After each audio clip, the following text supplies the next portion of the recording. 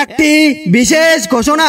আমার সমস্ত সম্মানীয় ছেচরা বন্ধু বান্ধব ও আমার কিছু ছেচরা আত্মীয় স্বজনদেরকে বিশেষভাবে জানানো যাইতেছে যে যারা নিজের বিপদের সময় আমার কাছ থেকে টাকা ধার নিয়েছেন এবং ধার নেওয়ার পর সেই টাকা ফেরত দেওয়া তো দূরের কথা, এখন আমাকেই চিনতে পারেন না, আমার সাথে দেখা করেন না, ফোন করলে ফোন ধরেন না, এমনকি কোনোদিন সামনাসামনি দেখা হলে আতঙ্কবাদীর মতো লুকিয়ে যান, তাদেরকে বলছি আমি আপনাদের সুব্যবহারে আমার ধৈর্যের বাঁধ হারিয়ে ফেলেছি।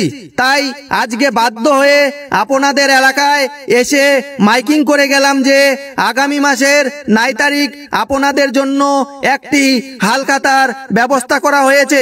উক্ত হালখাতায় উপস্থিত হয়ে আপনাদের বকেয়া ঋণ পরিশোধ করে যাইবেন।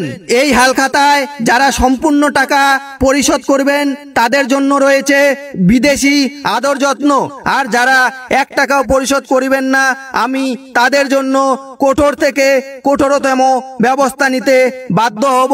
দরকার পড়লে সুপ্রিম কোর্ট পর্যন্ত যাব, তবুও আপনাদেরকে আমার উপার্জন করা টাকা হজম করতে দিব না। তাই উক্ত হালখাতায় উপস্থিত হইয়া আপনাদের বকেয়া ঋণ পরিশোধ